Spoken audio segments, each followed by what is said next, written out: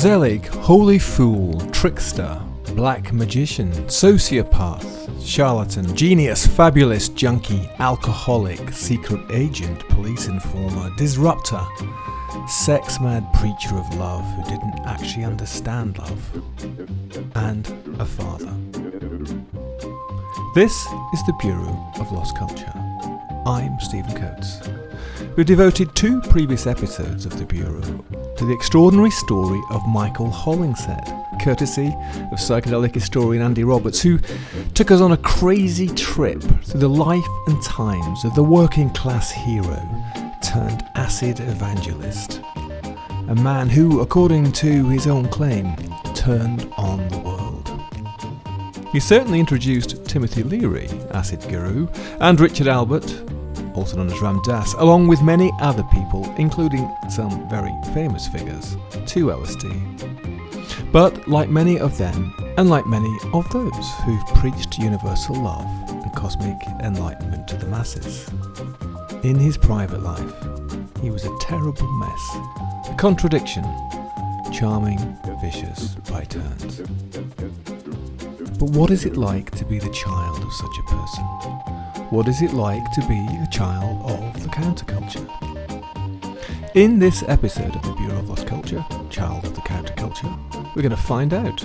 Because we're going to talk to Vanessa Hollingshead, comedian and daughter of Michael, and her writing partner, Jeannie Hilton, in advance of their TV series, The Divine Rascal, intended to tell the story of Michael and his high and very low times.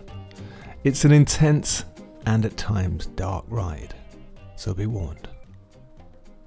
Welcome, Vanessa. Hello, Stephen. And welcome, Jeannie. Hello, Stephen. Welcome both of you to the Bureau of Lost Culture, but where are you speaking to me from? I'm speaking to you from my beautiful Chelsea apartment in New York City. And I am in Athens, Georgia, home of rock and roll. Absolutely. I used to be signed to a record label based in Athens, Georgia. They dropped me, but then I've been dropped by some of the coolest labels in the world. Me too, Stephen. Welcome. Yeah. Vanessa, I gave a little intro to your dad there, and I mentioned that we'd had 2 programs about him before. But just for anybody who hasn't heard those, Michael Hollingshead, of all the figures associated with the history of LSD, there is none more enigmatic. Appearing as if from nowhere, in fact, Darlington in the UK, he turned Timothy Leary onto LSD in 1962 and was influential in Leary's years at Harvard, Millbrook, which we're going to come back to a lot, and beyond. A Zelig-like character, Hollingshead became a key player in London's early LSD scene, where he established the World Psychedelic Centre in swinging Chelsea. Following a spell in prison, where he dosed KGB spy George Blake, he continued to pursue adventures with the Brotherhood of Eternal Love, established a psychedelic commune on a remote Scottish island, created the first electronic I Ching installation, published an underground magazine, spent time in Nepal before dying a mysterious death in Bolivia in the 1980s. It is an extraordinary story, an extraordinary life full of picaresque, terrifying adventures. But of course for you, he was also your dad, right? So, hearing all that said about him, in fact, hearing those programs, how does it make you feel? There's a part of me that it's so many mixed emotions because we had such a tumultuous relationship, and I was separated from him at 1 year old. He and my mother separated, and then he would come back periodically into my life. And he was nothing but good and kind to me. Like, I just remember him being very playful. Playful, absolutely, and but also rather irresponsible. I mean, Michael introduced many people to acid, to LSD, didn't he? And, of course, you were one of them, inadvertently. But why don't we start with that story? He moved me to Millbrook Mansion when I was 5 years old. And he just wanted me to be around the trees and nature and animals and be with him and have a normal life. But when I got up to Millbrook Mansion, it was hardly normal. No one remembers this, but I remember this because I loved sugar, and I didn't have a lot of food. There was never food around. I was always hungry. There was a huge cobalt blue vase that was filled with butterscotch candies, and it was bigger than I was, and I was 5. And I used to have the candies. and I loved sugar. And they would have like, I just remember, because I was a little kid, I just remember seeing feet all over the place because I was always hiding because I was very frightened. And I remember there was these, acid was put on sugar cubes. So it was really early in the morning. And I don't remember taking the acid. I remember when I took the acid and I went to jump on the trampoline because I was always jumping on the trampoline. And there was this big white horse, and the white horse used to be like used to kind of watch over us. And I would literally jump off from the second floor of the mansion and then jump onto the trampoline and do backflips. I was kind of fearless. There was no one except this white horse like spotting me. So I was jumping up and down, and I remember I was with this little boy, Alex, and the next thing I know, I started to see all these fluorescent colored worms, and I started screaming for Britta, and Britta was my dad's girlfriend at the time, and I started screaming for her, and she ran out. I told my dad, I said, I said, my nails are getting shorter, look at the pictures ripping, and my dad was like, oh my God, she's gotten to the acid. So my dad said, I drove you around the country for about 12 hours, and you kept saying, Dad, look at the purple trees swaying in the breeze. And he was so afraid that I would get some kind of brain damage. So he took me to Baba Ram Das, and Baba Ram Das was staying in one of the little side houses. And he gave me a shot of Thorazine in my rear end. And I remember my dad lifting me up by my two legs and trying to make a joke. And then Albert, I saw the needle and I was very frightened. And the next thing I was out. That was it. That's all I remember. That is extraordinary and terrifying.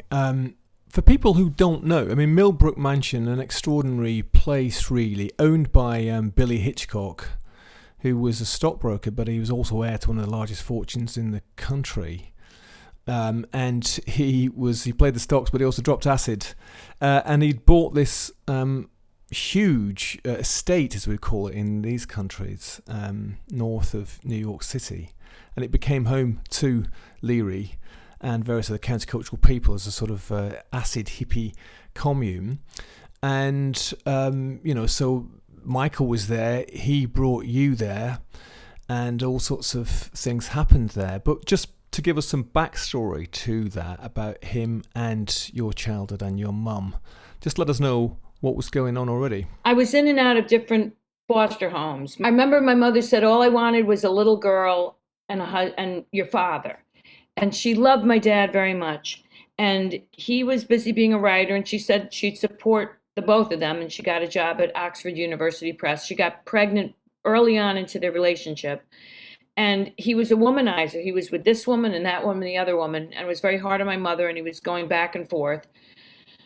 So, and my mother was like, she was smoking pot. She just thought nothing was wrong with doing any of this. And she really wasn't, she didn't have the tools to be a good mom. She was a little bit of a wild child in her own right. My earliest memories that I remember is just trying to get my mother to pay attention to me, to get my dad to see me. And I was like very social. So this woman, Big Race, who ended up taking me in, she said, you met my little daughter at 2 when I was 3 and I was living in Central Park West. And she said, the only reason anyone in the building got to know you is you'd knock on doors asking people for food. Now, I have very little recollection of that. I do remember being hungry all the time. And my mother didn't want me to have sugar because it was bad for your teeth. And my dad could care less. So that's how I got to know the neighbors, and they would take me in. There was something in me that knew that there was something the matter with my mother. And then when Big Grace came in, and her daughter was named Little Grace, she was Big Grace, so she ended up being my big friend, and Grace ended up taking care of me when my mother moved to Bed-Stuy back in the late 60s when it was a ghetto. Right, so, but I mean, Jeannie, maybe you can tell us, how did this peculiar Englishman even get to be in New York? Vanessa's dad came over to America in 1958, 59 when he was 27. And he was like coming over to escape the class system of England and to start his life over, to escape his northern roots. He was working class, and he put on that British accent, and he shows up here, and he's literally on a mission to find Aldous Huxley, and he wants to come to America to be a writer. He doesn't have a job. He has nowhere to go. He's got a duffel bag over his shoulder, and he's looking for a place to stay. He ends up staying in the village over in Greenwich Village, right over the jazz joints and the speakeasies, Jimmy Eiler's showcase, and he's hanging out with the coolest of the coolest at the White Horse Tavern, and that's how he gets to meet Huxley. But then he's trying to escape this world of England, which is kind of, alcoholic and drug infested, and ending up with another world of, Burroughs and Kerouac and that whole scene. And so he knows that he needs to find his childhood friend, John Beresford, who's his childhood doctor friend from England, who ends up giving him that apartment over at Eiler's showcase. And then which was like their party den. It was like Beresford's party den. And Michael is like, I need a job. And Sophie actually was a great jazz musician who's Vanessa's mother. And she ends up being a secretary at Oxford University Press. And so Beresford sets up a way for Michael to get an interview there. Michael walks in, and he's like, has seen Sophie before in the village, and he sees her again at love at first sight. 8 months later, they get on that show, Who Do You Trust, with Johnny Carson. They win like $500. Sophie's pregnant with Vanessa. Sophie goes into labor, and they win the $500, and Vanessa's born. What is this Johnny Carson show, Who Do You Trust? Who Do You Trust was the show that Johnny Carson did before it became the Johnny Carson Show. And Who Do You Trust was they would pit husbands and wives against each other. I remember it was 1959. My mother was already almost ready to have me. And my mom was so smart. My dad prided himself on being so smart, but she was actually smarter than he was. And Who Do You Trust is it would either be the husband that would get the question or the wife. And my dad kept giving the question to my mother, and she kept getting every question right.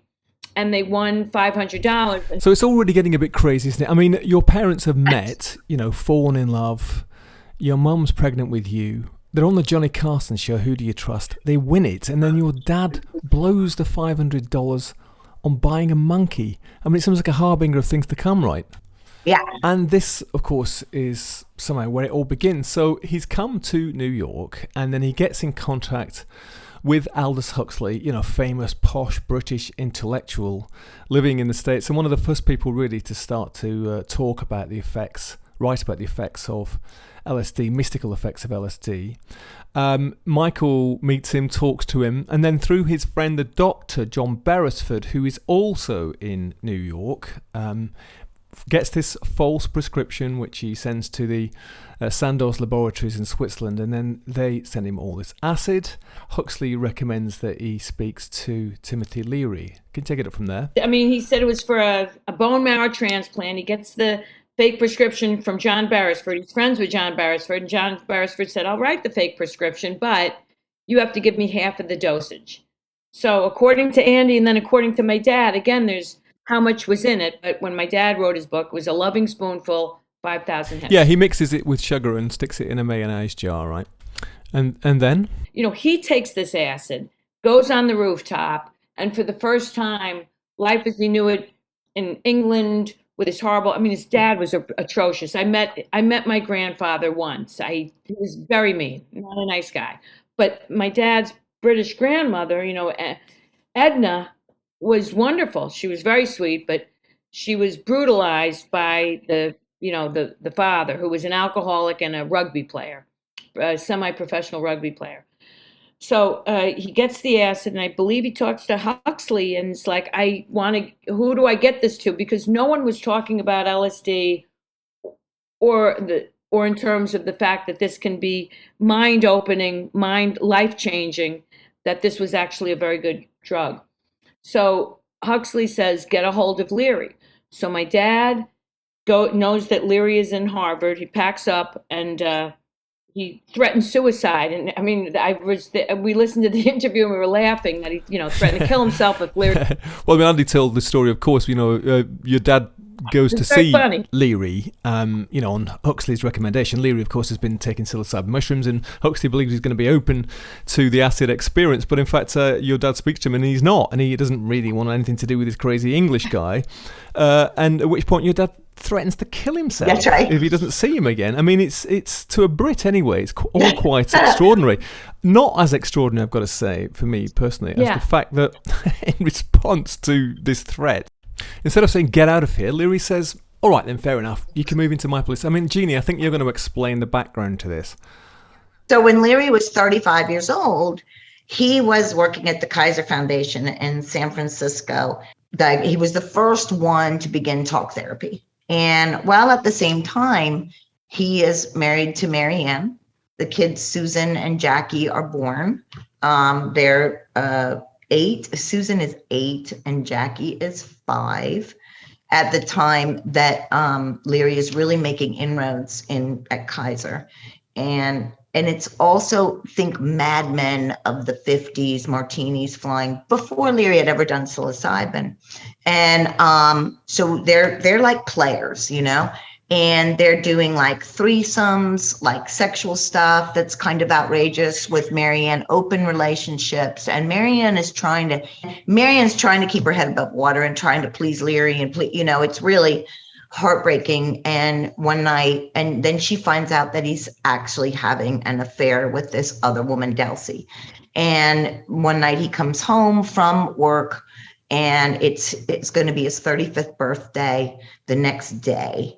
And that night it comes to a head. They have a big fight. They go to sleep that night. The next morning, Leary wakes up. There's a note on the pillow. He picks it up. He runs downstairs to the garage.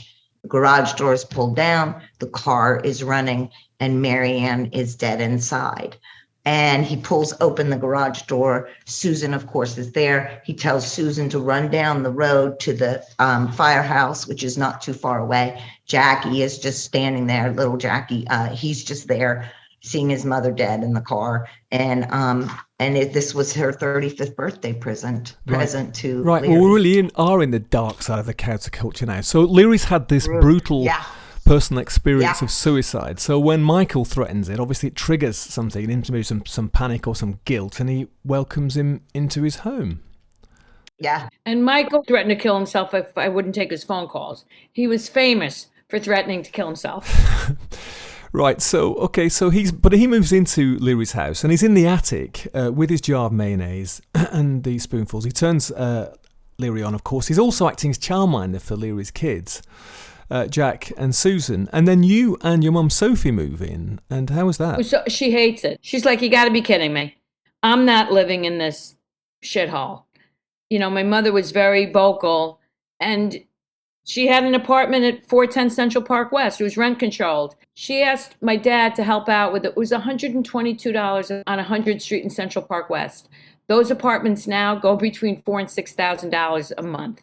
So my dad said, I don't have any money. All you want is money, Sophie. So Sophie asked Tim Leary, can you please help us? We're going to get thrown out. We're going to get evicted. And Leary said he didn't have the money. Now, as I began to read and research, I realized that Leary probably did have the money, but he was constantly giving Michael money. And now when it was kind of desperate for me and my mother, that we were, at the time, they changed all the laws, but the laws were, if your father was able to support you, if you had someone that was able to pay, then you didn't have to be on welfare. Right, but so you'd moved into the Leary household. Your mum hated it, so you move out again. And we're going to come back to your next adventures in a minute. But meanwhile, Leary and Alpert, who were at Harvard professors after all, they're going to get into bad trouble, aren't they? They start dosing or giving students LSD. There's some sexual improprieties. It comes to the attention of the authorities. They get sacked.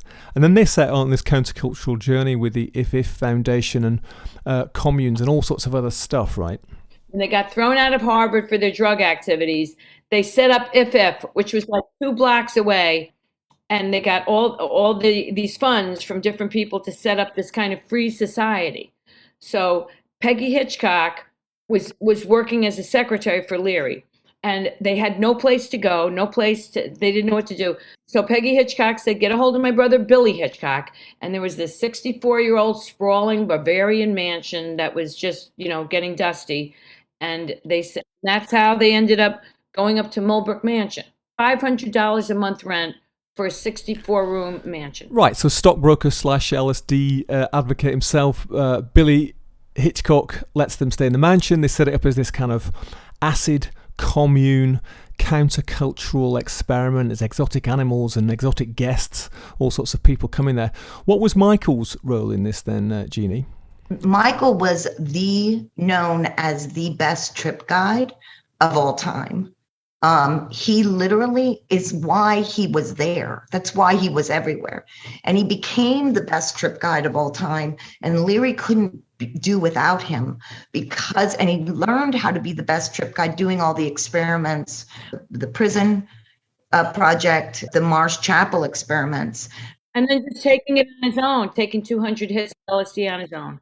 And Leary brings Michael because he needs Michael to guide these trips. Like Leary would be so like, hey man, yeah, this is going to be amazing. This is going to be mind blowing. Like he had that serious American quality.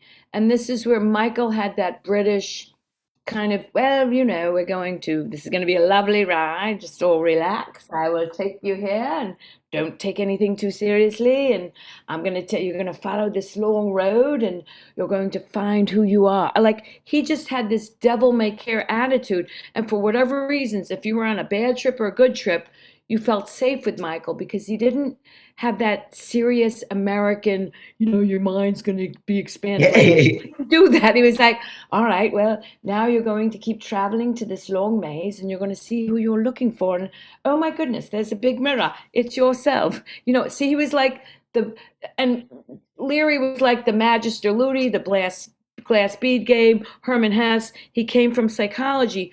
Michael came from like the College of Hard Knocks. He was always the outcast, but he was always clever.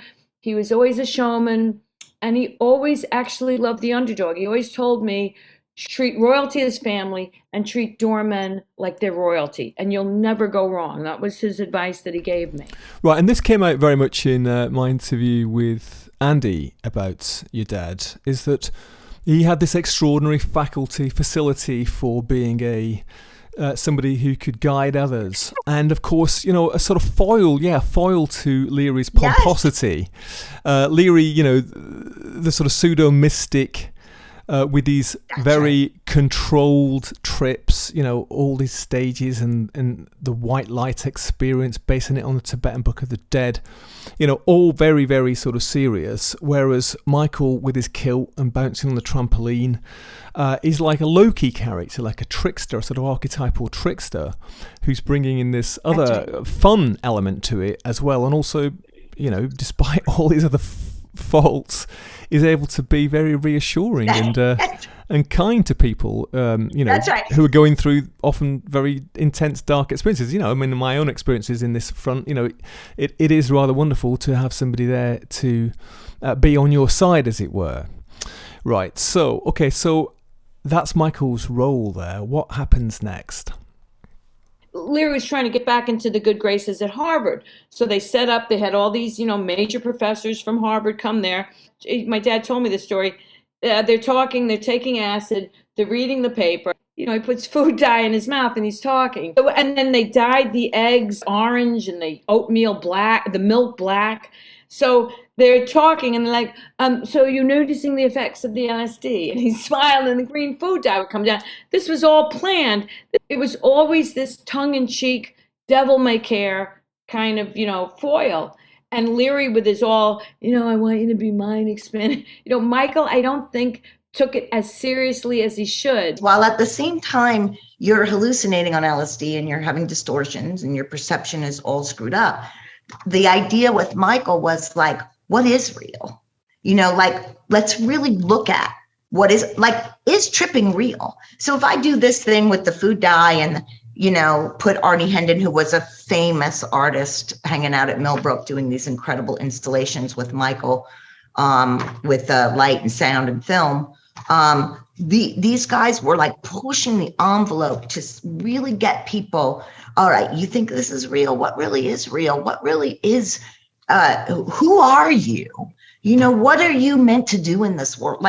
And that's why when he would guide them on these long trips. Yeah, and also he was responsible for these experiments in alternative theatre and light shows and all sorts of rather wonderful stuff too, right? Yeah. And of course there were some very famous visitors. Andy Warhol, Charlie Mingus. I threw an apple at Charlie Mingus. I didn't like him staring at me. So I threw an apple at him, and he ends up chasing me all over Millbrook. So you got Charlie Mingus, Andy Warhol, lots of other famous people, and the great and the good are not so good, turning up to tune in, turn on, and drop out, etc. Michael's sort of head guide, head trickster. It's not what most parents would think is an ideal place to bring a child, but not Michael. He decides to bring you here, doesn't he? And what was that like? I just remember everything was burgundy. I remember this huge burgundy. Everything was like you remember things as a child where you see feet, and I remember like a huge staircases that was gigantic. And I remember after I'd taken the LSD, I snuck down to a phone and I called up my mother. I was frightened. I knew something had happened. I didn't know what it was. And I called up my mother. And my mother arranged for a taxi to pick me up. And it was early in the morning when everyone was sleeping. How I knew to get out of there, I don't know. But I just knew to get out of there. And I remember the taxi just driving off. And my mother was very concerned that I might have gotten some brain damage. But when my mother knew that, I didn't know what had happened. I said, Mom, I had a really weird dream. I saw pictures ripping and she was like, oh my God, you got into the you got into that acid. How irresponsible your father was. While she's saying, oh, how irresponsible. Like she was completely clueless. There was anything the matter with her. And there was cockroaches everywhere. And, she just was clueless. Because I remember she told me, she's like, I like a good bag of grass. I don't go for all that hallucinogenic shit. I took acid once and that was it. I don't need that crap. So she thought she was, the responsible mother. The responsible mother. Yeah. So, pre-acid or even post-acid, your time there, have you got any other memories? Maybe even some happier memories rather than that stuff? There was cats. I just remember spending a lot of time with animals. And I remember there was this little girl that came up there and she was like a couple years younger than me. She had like this whole lacy outfit. And I remember trying to put her clothes on because I had just a pair of red tights. There was no food, there was no clothes, there was no nothing. And I remember when this little girl came up that I was trying to put her clothes on. I just felt lost. And that when I had the animals, I was okay. And I begged my dad to get me a bunny. This is really painful to talk about. He got me a bunny for Easter. And I remember I was so happy to have something to love. And I remember I hugged the bunny so hard that I killed the bunny. And I was beside myself because I didn't know. I felt like no one taught me how to hold things, how to love things. But I just loved this bunny and I killed it by accident. And my dad was very forgiving. This is where he would be like, oh, Vanessa, you didn't know. It's just loved it. I should have explained. But for me, I carried that guilt around for the rest of my life. Ouch. Okay, so, your mum takes you away. Millbrook itself carries on, I think, for several years, actually, without you there. But then suddenly there's all these rumours around Michael, whether he's an FBI informer and stuff like that. But he sort of seems to leave in a rush and heads over this way across the Atlantic to these shores where all sorts of other adventures happen. But do you remember that time? All I know is my dad said, because I said to him later on when we got reunited, I'm like, how could you leave me? Just leave me. Like, leave me and my mom. How could you do this? And he said, I had 24 hours to get out of the country. 24 hours to get out of the country. And I don't know if it was immigration. I don't know if it was the CIA. I don't know if it was the FBI. And he got out of the country and went to England. And that's when, none of this, all this is stuff I read was, they handed him 200 copies of the Tibetan Book of the Dead. They said, go start, go finish psychedelic manual, just finish where we left off. And they just wanted to get rid of Michael. He was drinking, he was crazy. And, that's when Leary said, well, that writes off 10 years of the the revolution. And they were laughing. Andy talks about this, is that they were obviously trying to get rid of him in a way, and I think maybe not really thinking that anything would come of it, even though I think Leary gave him these copies of the Tibetan Book of the Dead. Of course, what they didn't realise that he had 10,000 doses of acid hidden in a bar of soap. And of course, when he gets here and gets involved with the World Psychedelic Centre, he has a pretty massive impact, of course, because he introduced some very famous people to acid, including the Beatles. Well, Paul McCartney. And Paul McCartney got the LSD to John Lennon. Right. And of course, musical history, if not countercultural history, was made. Meanwhile, you're back in New York, and I think years go by, don't you? And he, all sorts of other stuff. He leaves London and goes abroad and all sorts of other things, and then goes to Scotland, and you guys reconnect. He found me. He said that he hired a private investigator to find out where I was. Now, he was living in Cumbrae Island at the time.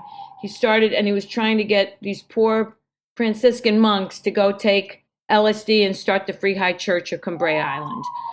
And I didn't know any of this was going on, but Myra Coppersmith was supposed to get me. She was seeing my dad taking LSD. She's going back to the United States. And he says, just get my daughter. Just find my daughter and bring her to me and have her come live in Cumbrae Island. Can you imagine me in Cumbrae Island? What was Cumbrae Island? Tell us about it. Oh, Cumbrae Island is where my dad set up the Free High Church. And he became an actually ordained Franciscan monk.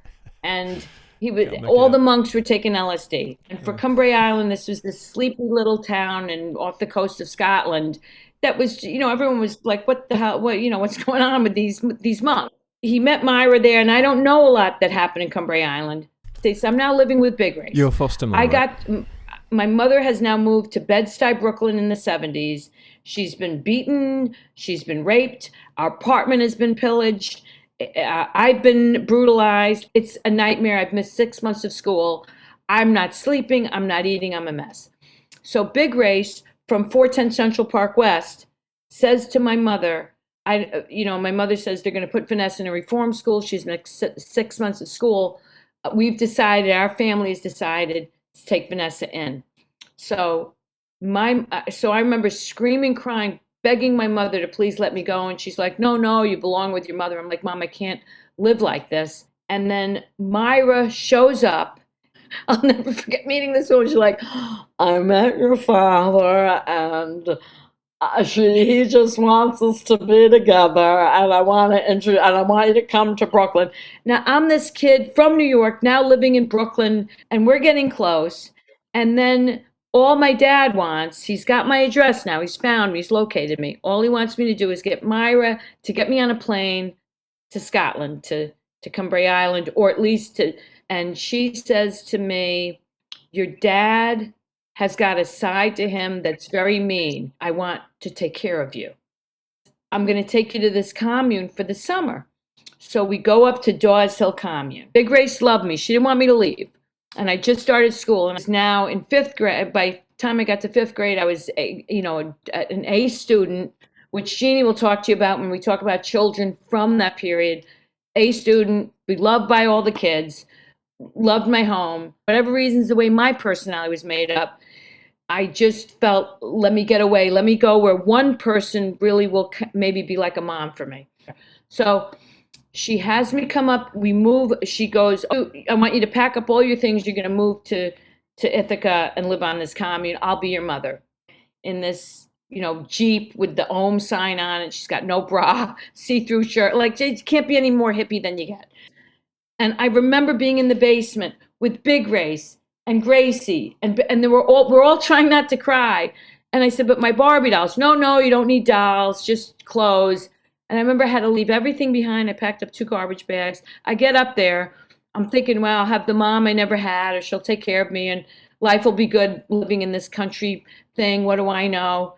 And within 3 weeks, they ask her to leave, and they have me stay. And they never tell me that they asked her to leave. So I assumed that I thought she wanted me. She never wanted me.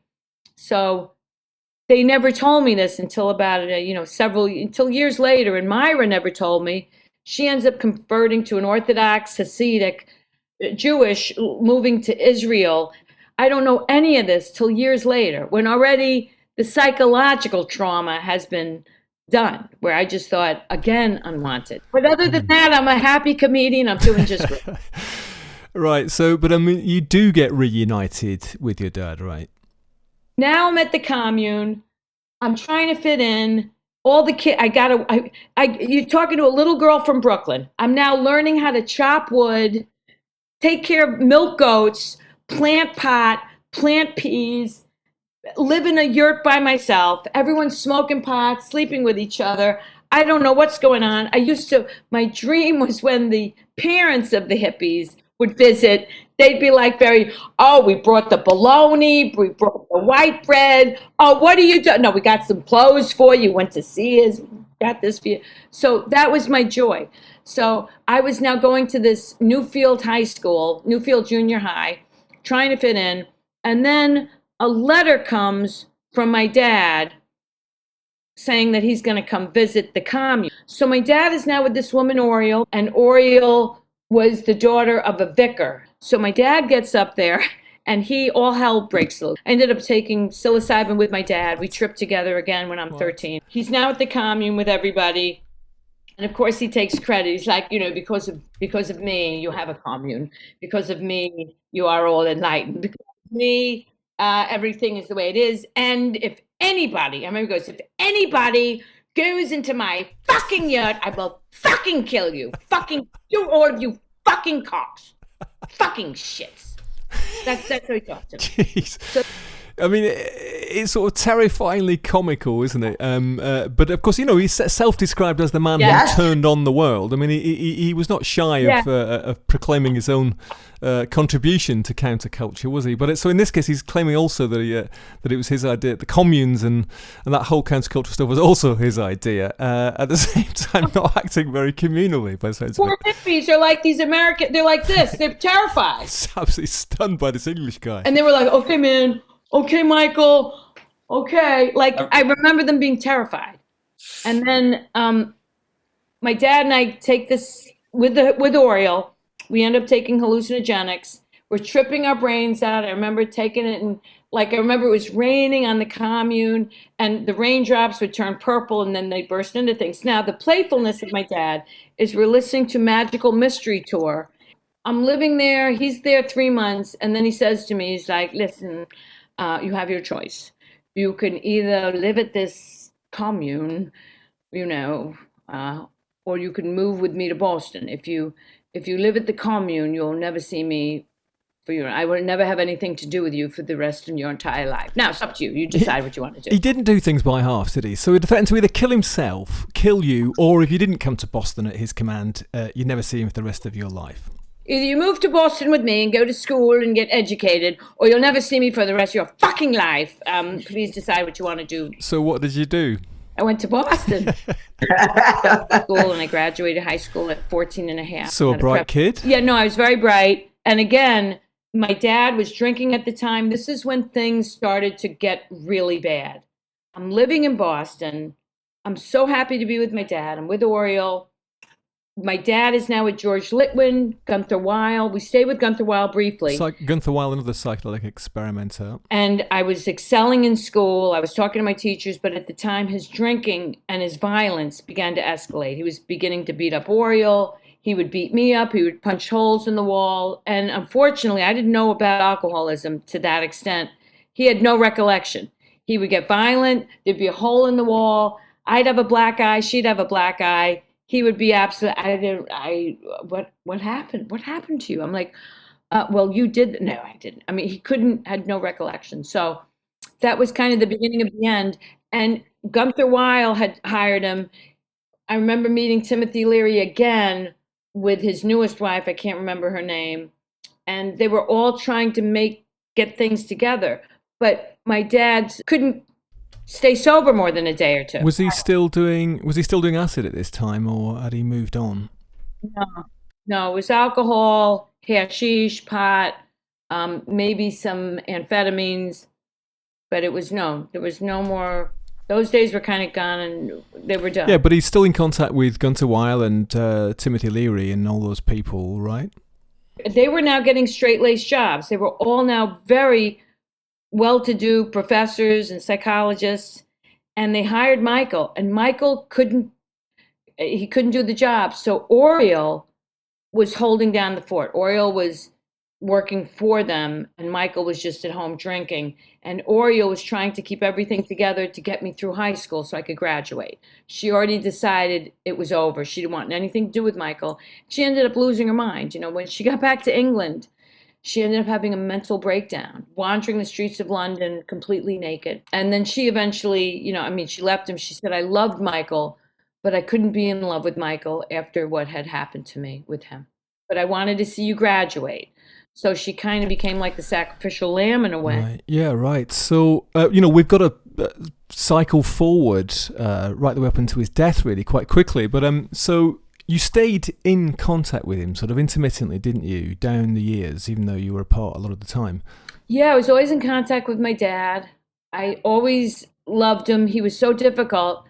And this is when he threatened suicide. Like, he got me. This is, again, where he does the good thing. He helped encourage me to do acting. He helped me believe in myself.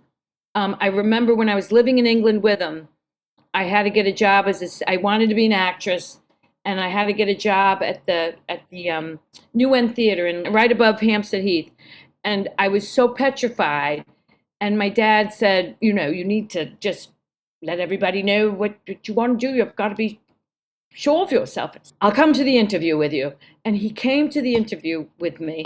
And he said, and he arranged the interview. He said, hello, yes, this is Michael Hollingshead, my daughter. She's just an extraordinary actress. She's willing to do stage managing work. There's nothing quite like her. I mean, you must meet her. I mean, that's how. He was like, well, all right. Well, yes, would you? Thank you. What day? Yes, thank you. We'll be there. So he set all this up. I'm sitting there like little, I'm like 15, 16. By the end of it, I get the job, So that's the amazing thing Michael did. Just believe in yourself. So now my dad's living with this woman, Eileen Kelly, who's just a mess, just a complete mess. She's a complete mess. And then he ends up living with her. I'm with Big Race. Then I go off on my own. And then Michael is calling me, threatening to kill himself when he gets me this apartment on 159 Mercer Street, gets me this flat that he stayed at. And he said, if you don't take my phone calls, I'll kill myself. And meanwhile, I'm paying for the calls collect. And I'm like, and I call up Big Race. I'm like, I don't know what to do. He keeps threatening to kill himself. And he's staying with Ken Kesey. He's now, Esther is born. Esther is my sister. Esther. And Ken Kesey was the famous merry prankster, another big sort of figure on the counterculture acid scene. And Everelda was Michael's latest partner, right? Everelda is living with him in California. And she's like, I've got to get away. This guy, they're drinking around the clock. They're going around Mulholland Drive. They're crazy. She leaves. He threatens to kill himself. He's now got no Everelda, no Esther, no me, by himself. And I call up Big Race. I'm like in a panic. I'm like, what? I don't know what to do. And Big Race said, you know what? Better to mourn for him than live with him. So tell him, you know what, Michael, if you want to kill yourself, why don't you just go kill yourself? Just go kill yourself. I'm like, what? She's like, you know what? I think he's crying wolf. Just tell him, go kill yourself. So I told my dad, he's calling drunk. He's like, I'm just going to go off the fucking bridge. I'm like, you know what, Dad, maybe you should just kill yourself. And the phone went dead.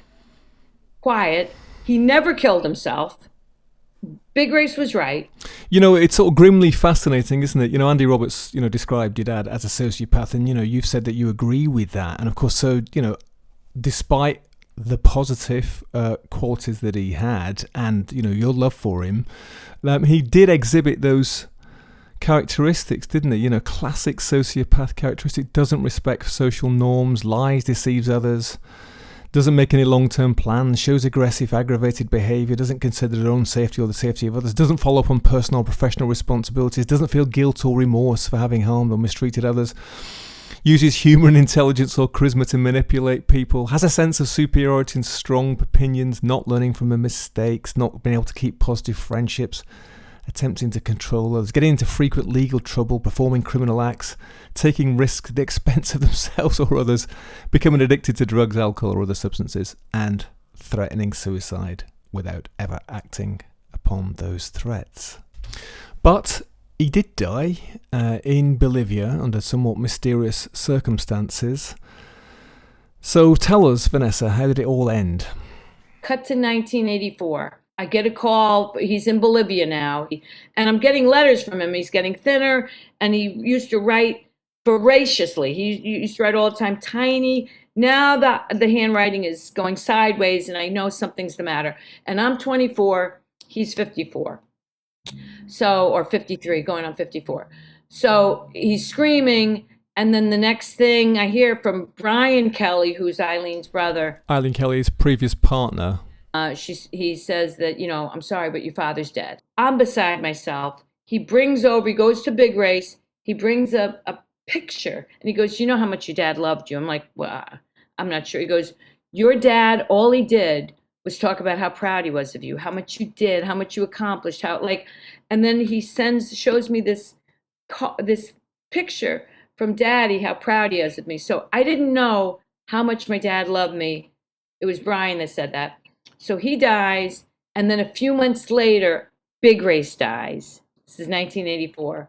And 1985 was the beginning of my life changing and me losing two of the most important people in my life and kind of restarting my life. And in 1991, I became a comedian. And then in 96, I was to form my relationship with Jeannie, a partnership with Jeannie. Right, great segue. Because Jeannie, maybe you can talk a little bit about, the context of these children of the counterculture. We know that some of them at Millbrook had wonderful times, didn't they? Sort of magical fairyland, Alice in Wonderland type times. And of course, lots of great stuff came out of that era and out of those kids and their parents. But for others, it was a sort of much darker experience. And, it's a bit like being, I suppose, the son or daughter of somebody who's famous. You share that person with the world, and, that person might be very good at preaching love and preaching enlightenment and all those things. But in person themselves, in terms of their own personal life and in terms of their own family life and parental life, they're actually toxic and completely irresponsible. That this was an era touted as the revolution of peace, love, understanding, freedom, finding God, spirituality. So this was all so new. No one's talking to their patients and saying, hey, what's going on with you? This was never the approach. It was just a cookie cutter kind of approach. And so Leary is developing this whole new language. But he, on the inside, and probably from his own genetic trauma, from his alcoholic father and the suicide of his wife and everything going on with him, he was an abysmal caretaker, family man, father. He's so busy turning on the world, telling everyone to tune in, turn on, drop out, love everyone, universal truth. Well, at home, he's like, Jackie, his youngest son, is in jail over like 6 times in the Poughkeepsie jail up in Millbrook because Leary refuses to cut his hair for him to go to school. And then they're like, you got to cut his hair, you got to cut his hair. And there's all these like articles of Leary refusing to cut his son hair, putting his kids in harm's way all the time. They're all tripping at Millbrook. Leary, they were using the kids as experiments to take the LSD. Jackie and Susan. And I think, psychotic break along again with genetic trauma and the suicidal ideation that Susan had previous with her mother killing herself. She ends up shooting her boyfriend in the head. He does not die. And they put her in jail. And there's an article there at the actual LA Times Post of Susan, Susan's death. Susan hangs herself in jail. There's actually a part in the article where Leary is like, I have no complaints how she's being treated in jail. They're treating her very well. It's like, what planet are you on, dude? So I think there's this disconnect, of these flower children of the Leary and the ones running all of this, and how this perpetual need to stay a child and not take on social responsibility with this insane blind ambition to be someone, to have a name, to, and so these children were just the byproduct and lost.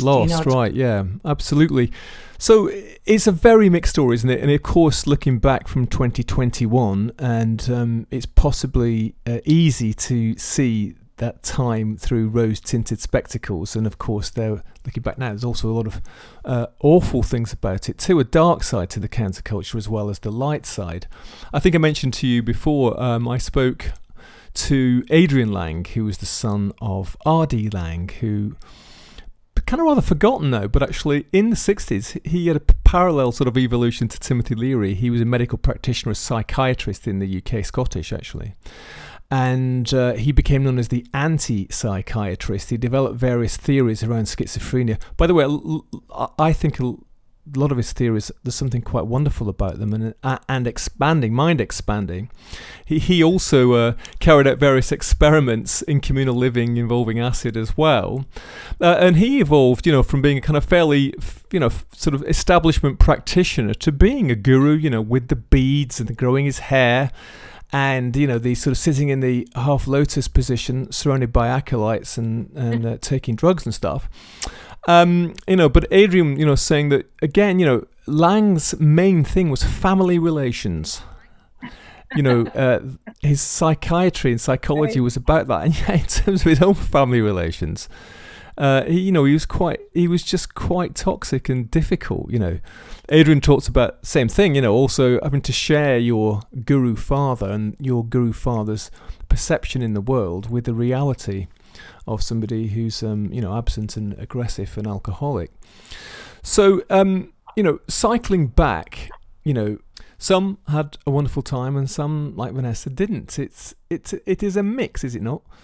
It really is. And it's like, you read about some of these kids, like Maynard Ferguson's daughter, Lisa Ferguson, has a beautiful film out where she talks all about, she loved Millbrook. Her experiences at Millbrook were like fairy tales and medieval times. And the biggest takeaway out of doing all of this and really looking at other children of the children of the revolution is how absolutely determined they were to not become their parents, right? So, but at the same time, now at like that they're turning like 60, 50, 60, 70, there's this wanting to return, plant some pot and, raise my grandkids, like, so it's really interesting. And then the other thing too, that I find really amazing is sort of the women of the time. And I found this amazing quote that was like, yeah, they're all out starting the world's next fucking revolution. And we're all sitting home fucking making supper. Like that really, like, and because the truth is, a lot of this was for convenience. Like, let's have a commune and we'll just get a group of people to raise our kids because we don't know how to raise kids. We're 20 years old having kids. I think about me at 20. What? You know what I mean? Like that. So I think there's a lot of that. It was very convenient for a lot of these men to have a lot of people around to raise the kids too. And then they could just do whatever the hell they want, get as high as they want, screw as many women as they want. The commune that Vanessa was on at Dawes Hill was also a commune, though, where my friend Francine told Vanessa that it's like, this is actually, though, where you found your voice, where you were able to figure out what she liked, what she didn't like. She discovered Clockwork Orange. She discovered how to make people laugh. She discovered how to sew. So there were some really great things that came out of the commune. Yet at the same time, a lot of these guys up there at Dawes Hill were draft dodgers too. You realize that's where they started it. They didn't want to go to Vietnam. So there's all different levels, degrees, Children and women being, making the food, kids taking drugs at up to 5 years old, them deciding what's right and wrong at 5 and 6 years old. Yeah, I mean, it was an experimental time, wasn't it? But a lot of those experiments, you know, you can see now they're actually incredibly naive, and whereas some of them actually, you know, prove to be sort of genuinely disruptive and, you know, bring about some real social change, others just seem, you know, really rather foolish, don't they? And I think it's interesting from the point of view of, as you say, about the men, you know, because in some ways it really, really, it suits the men best, doesn't it? And particularly if you say is that the women are doing the cooking and doing the washing up and maybe taking care of the kids to an extent, whilst the men go out and do the interesting stuff. And a certain kind of man, it's sort of trapped in a kind of eternal adolescence, sort of Peter Pan existence, which is quite attractive in young people, but less attractive, I think, in older men. Be why I don't take comedians. Right, so we have to draw to a close. Let's go full circle with Michael. So I mean, you know, acid, of course, it is an amplifier, and you know, it did amplify those two sides of his personality. You might call the sociopathic and all that stuff that he inherited from a brutal childhood. And then, you know, the positive side too, which you have talked about. You know, you did experience all that. He was a true trickster in that sense, wasn't he? And able to give you confidence and, you know, help you along the way to an extent, right? I never heard the word no, and I never felt like that I would never not succeed if I just believed in myself. Like, he put that in me. And the other thing this is what's heartbreaking about my dad. When Michael believed in you, he would just, like, if you said, I want to do a podcast, you know, I was like, oh yes, no, you must, you absolutely must, Stephen. There's nothing like this. Yeah, you absolutely fucking, let's have it. Like, because the culture is fucking lost, Stephen. You're the only one. You're from the north. I'm from the north. Fuck them all. By the time he's finished, you'd be like, yes, no, I think I will. I'm ready. I'm going to go change the world, right? Of course, I have to be your first interviewer. Of course. Well, listen, I trust. I know that he had a problem with not being remembered, but I trust he'd be pleased at least that he's on 3 episodes of the Bureau of Lost Culture. As it should be. I'm sorry, I'm dead, but as it should be. Well, you know, Jeannie and Vanessa, you have this project to bring the Divine Rascal to the screen. I mean, it's an incredible story. His life is this sort of picaresque, crazy adventure. And of course, you know, the culture around it, and Leary and Ramdas and Millbrook and all that other stuff. It's an amazing story. I'm looking forward to seeing it when it gets to the screen.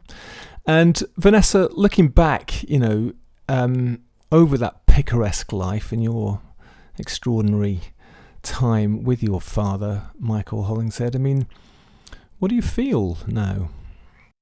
Forgiveness and profound love and respect. And we've come full circle. And I remember being at the steps of Harvard with him, and he wanted me to go to Harvard University.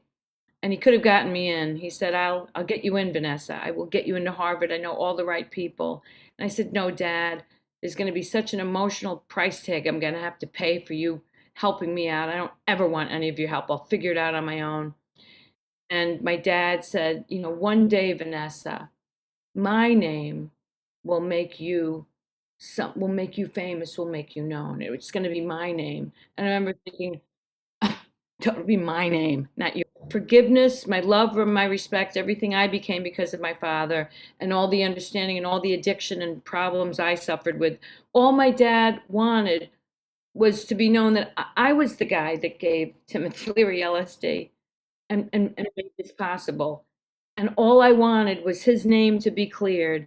And in maybe clearing his name, Jeannie and I together have created a series that will be memorable, will be wonderful, will be funny, and will also be, in a way, the truth of what went down. Well, thank you. I think we just about did it in time. Just keep me and you, Stephen. You can edit Jeannie out. Yeah, it's got to me. Well, I was thinking about editing you both out and just having me. That's very Michael of you. Well, I got rid of them and I kept the major beats of the story, which was me talking. So thank you. Well, thank you very much, Jeannie and Vanessa. Thank you so much, Stephen, for having us. It was a pleasure. It was really a pleasure. So, phew, there you have it. It makes me realise that my childhood was very tame indeed, thankfully. Well, to find out more about Vanessa and Jeannie's film project, you can check out www.thedivinerascal.com. You can check out our previous episodes about Michael Hollingshead and all our other shows at bureauoflostculture.com and at all your favourite podcasters. Subscribe, leave us a review if you like. I'm Stephen Coates, this was the Bureau of Lost Culture. Hear you next time.